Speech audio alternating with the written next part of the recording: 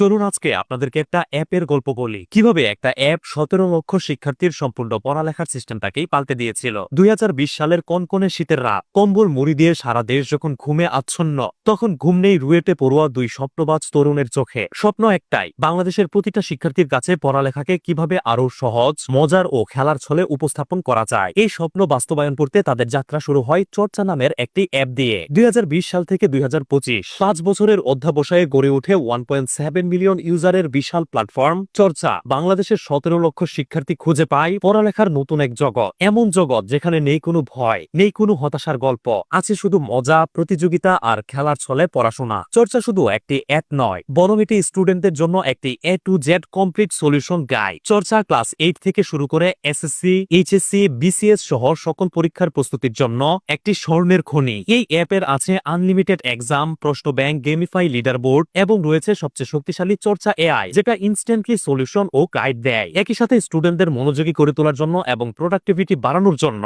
তাদের রয়েছে অ্যামেজিং সব ফিচার্স।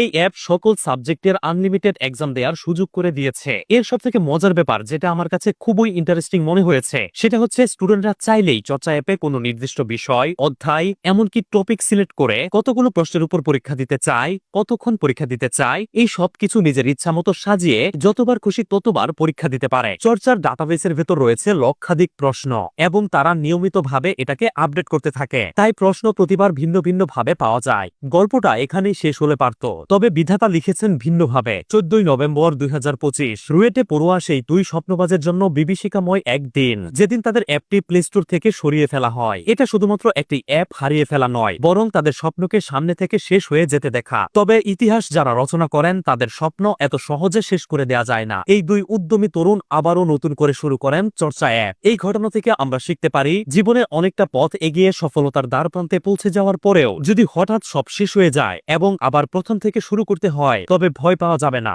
ঘুরে দাঁড়াতে হবে আগের চেয়েও শক্তিশালী রূপে। ইতিহাস তাদেরকেই মনে রাখে যারা হাল ছাড়ে না, বারবার ব্যর্থ হওয়ার পরেও শূন্য থেকে শুরু করে এবং তারা একদিন পৃথিবীর বুকে শ্রেষ্ঠত্ব লাভ করে। চর্চা খুব দ্রুত তার আগের অবস্থানকেও ছাড়িয়ে যাবে। আমি চাই আমার অডিয়েন্স যারা আছেন, আপনারা সবাই এরকম মেধাবীদের একটি মেধাবী উদ্যোগকে সাপোর্ট করুন। তাদেরকে সাপোর্ট করতে এখনই চর্চা অ্যাপটি ইনস্টল করে পড়ালেখা কতটা সহজ তা খেলার ছলে ছলে এক্সপ্লোর করতে পারেন। আপনার একটা ছোট ডাউনলোড তাদের এই 5 বছরের পরিশ্রম ও কষ্টকে পুনরায় উঠে দাঁড়াতে সাহায্য করবে। ভিডিওটি যদি আপনার কাছে হেল্পফুল এবং উপকারী মনে হয়, তাহলে অবশ্যই একটি লাইক দিতে পারে। আপনি এখন কোন ক্লাসে পড়াশোনা করছেন তা কমেন্টে আমাকে জানাতে পারেন। আপনাকে অসংখ্য ধন্যবাদ।